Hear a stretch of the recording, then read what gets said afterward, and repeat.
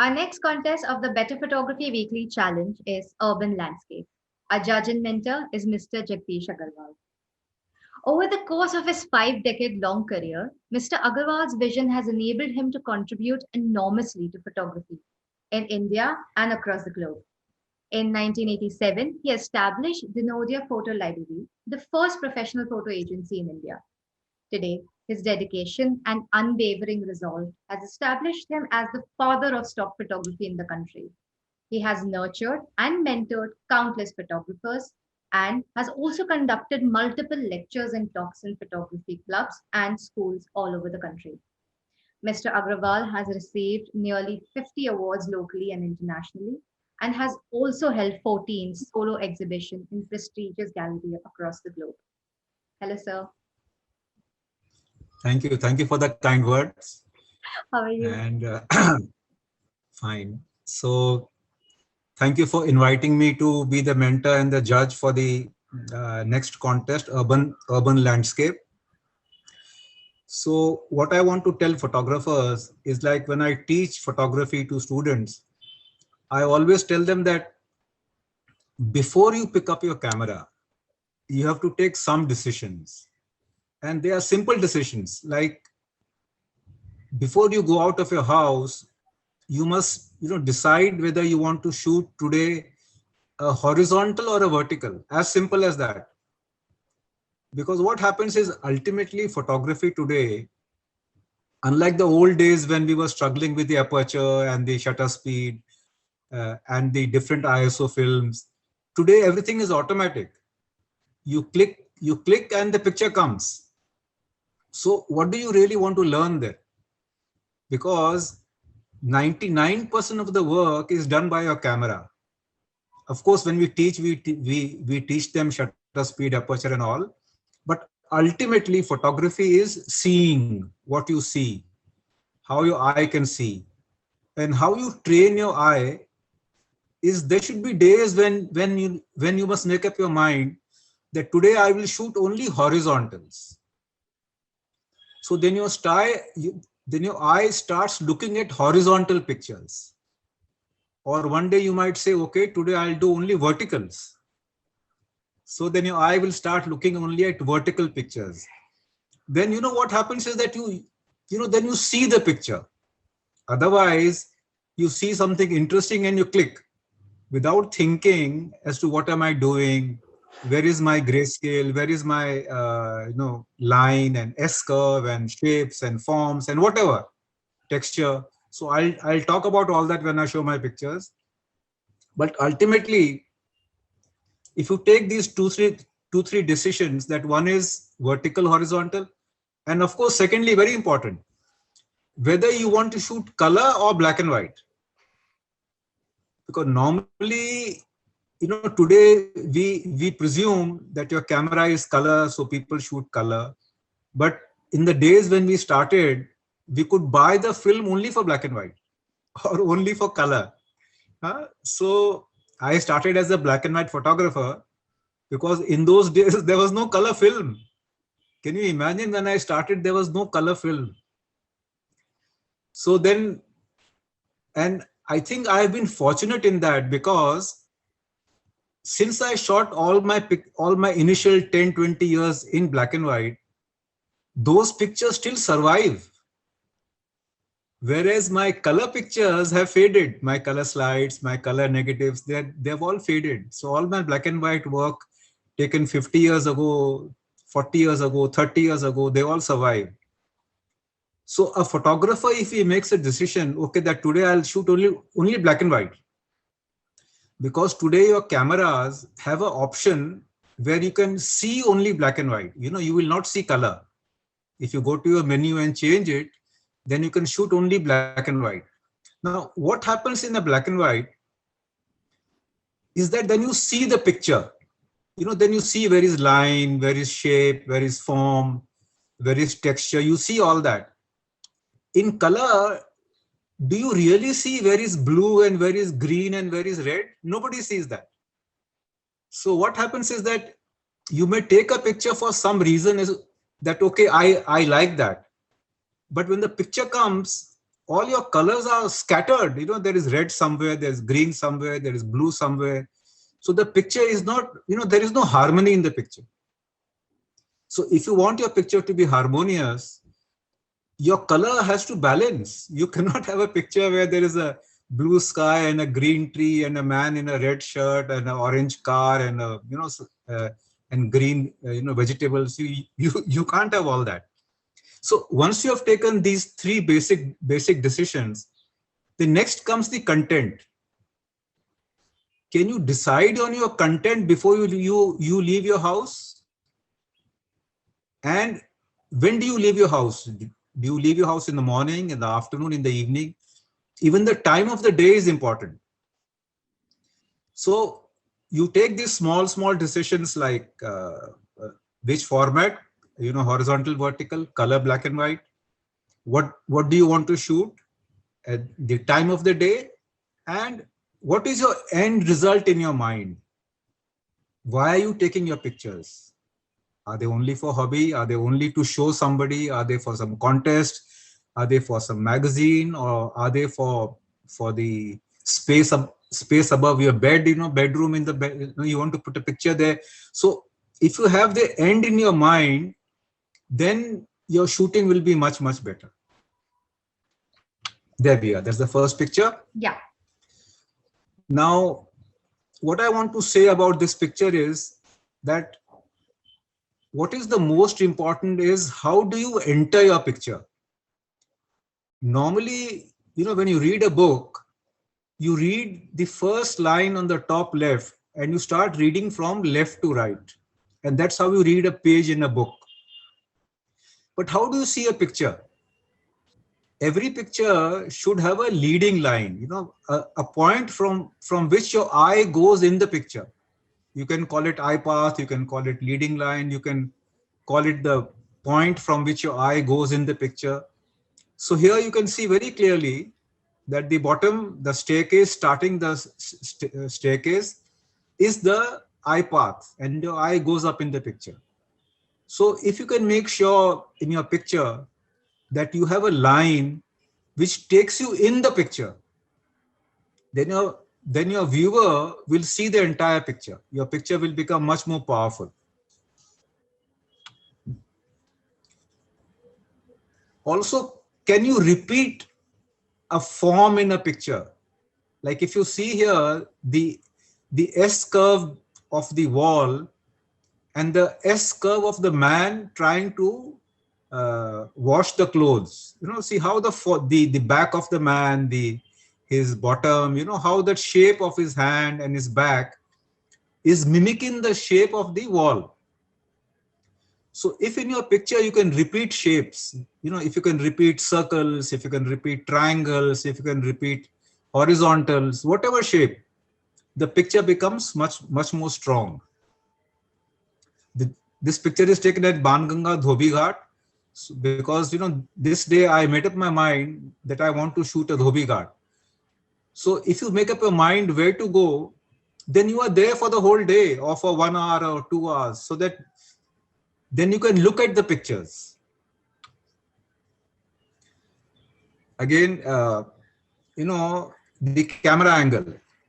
Normally what happens, you are walking on the street and you always shoot from your eye level. Always consider that you can go down, you can go up, you can go left, you can go right, because then the picture changes. Like here, when I saw this man struggling with the handcart, I knelt down on the ground. You know, even though it was wet, my pant got spoiled, but doesn't matter. It was because of that I got the wheel in focus and the wheel stood out from the background. If I had taken this picture standing up, the wheel would be lost in the road. So always make sure that will the picture look better if you sit down, or will the picture look better if you go up? You know, suppose there is a picture which demands that you go up by a few feet. To look around, there will be a parapet wall somewhere, there'll be a stool somewhere, there'll be a wall somewhere. Just go up and see how the picture changes. And see, sometimes small elements in a picture also help. Like here, if you see this, rickshaw puller, the shape of his legs and the shape of the legs of the person on the left-hand side who is walking out of the frame, how that leg is mimicking this leg. And also the wheel that you see in this picture is mimicked by the wheel behind of the bike. So these small things ultimately add to your picture. And you have to see all this within a second actually, because you have to make a decision very fast as to do you have the frame ready. And also you can see the wheel on the right. There's there are two wheels behind. So that also helps. This is Marine Drive, Bombay during monsoon. Like I mentioned that, what time of the day do you go out?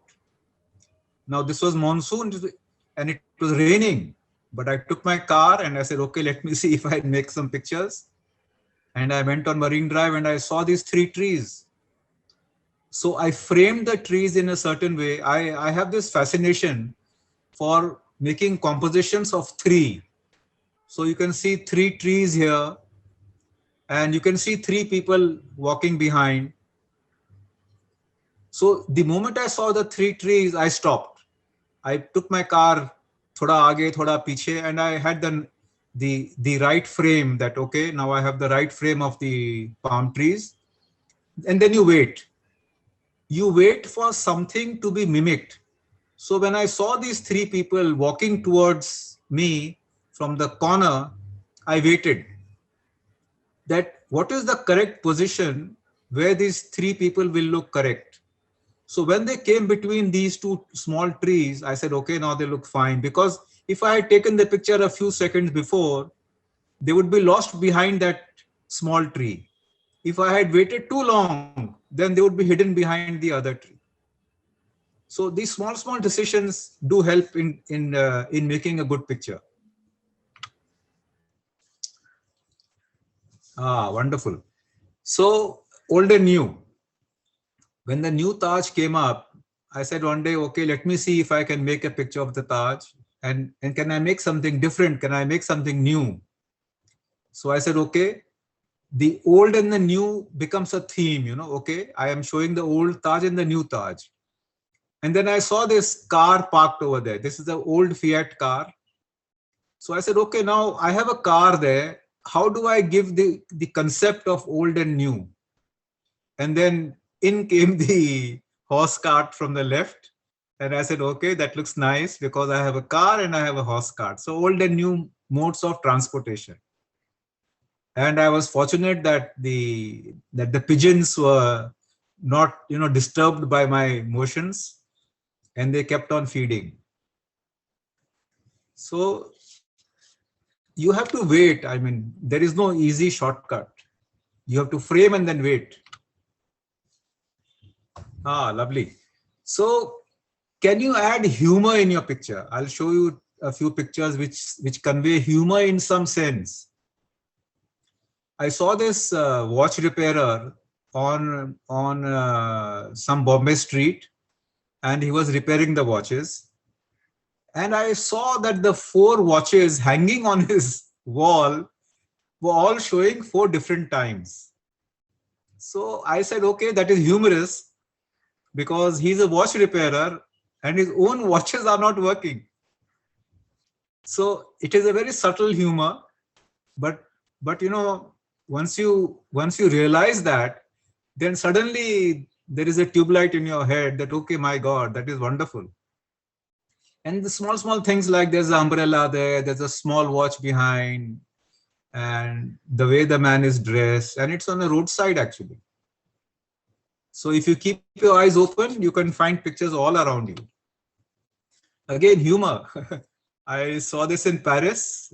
There is a street there called Montmartre. When you go to Sacré-Cœur, there is a street where there are all artists. There are painters, there are these caricature artists, all kinds of artists. And I was just walking around and seeing that, can I make it humorous? And I saw this caricature of that man.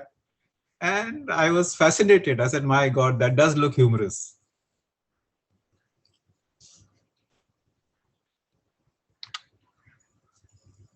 Again, very, very subtle humor. I was in Khajuraho, and this couple stopped to look at an erotic sculpture. And the child was looking at the sculpture, and the father turned his head around and said, "Nahi, nahi, beta, piche dekho." So I heard that, and I said, "My God, okay." So that becomes humorous. And then the child looked at me. No, it doesn't matter. But there's an element of humor there. Again, I found this humorous. You know, Hanumanji, normally when you see a sculpture or a painting of Hanuman, he is lifting the Mount Meru.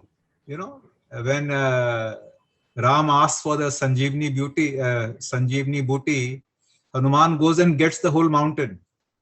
So I said, here Hanuman is lifting Janata Dal party. You know, there's a poster there of Janata Dal with a wheel there, and it appears as if he's lifting the political party. You know, he's helping the political party. And of course, then you see heads behind. There are 6 heads, and then you see, you know, if you see on the wall, there are black round circles on, you know, above Hanuman's head and on the left also. So these black round circles are mimicking the head. If you see the heads above, so these small repetitions help in the picture. Also, the Supermax blade ka poster on the left hand side, Supermax is, you know, twice. So I have a Supermax down in a black and white, and on the top the Supermax is reversed. So these small things, they all add to make your picture. That is also very humorous. This is again Banganga, Dhobi Ghat. These clothes were drying. So if you keep your eyes open, I remember in my last exhibition, I had a lady who came and she was looking at this picture, and, you know, middle-aged lady, and suddenly she turned around and said, "I can't see the hands. Where are the hands and the legs?" And I told her, "Madam, these are clothes drying, so there'll be no hands and legs." She said, "That's why there is no head also." So that was quite humorous. So if you can add humor to your picture, always good. Okay, then we come to interiors. You know, when you walk into any space, in a public space where photography is permitted, you can look at various options. You can look at lines, you can look at form, you can look at shape, you can look at texture. And this building is the Van Gogh Museum in Amsterdam. And I was fascinated by the architecture. The entire building is in black, white, and gray. So like in this picture, you can see white wall, you can see a white line down, you can see a black patch, and you can see a gray patch. So the entire building is black, white, and gray. Only the Van Gogh paintings are in color. And it looks marvelous. It is out of the world. Next time you go to Amsterdam, you must visit this museum. So what attracted my eye is the rectangle down on the floor with the white line. See how that shape adds so much to this picture. And then you can see the repetition of that form. You can see on the top, on the right, on the left, everywhere there's a repetition. Again, in the same museum, you know, we call it that, where does your eye travel? Here I saw this painting on the wall with the face of the man. And I saw this lady, she was sitting there. She is the Van Gogh guard, you know, she has to guard that no harm comes to the paintings. And she was sitting and looking straight ahead. So I said, okay, that also looks like a good picture. You know, she is looking straight, and that painting also is looking straight. But suddenly I saw this man who was walking away. He stopped all of a sudden and he looked back. And the moment he looked back, this guard looked right. So I said, okay, that makes a very good eye path. The lady looking right, the man looking left, and the painting looking at that man. So your eye travels between the three heads. Very simple picture, but it works, and it is humorous at some level also. Okay, then we come to interiors taken in the night.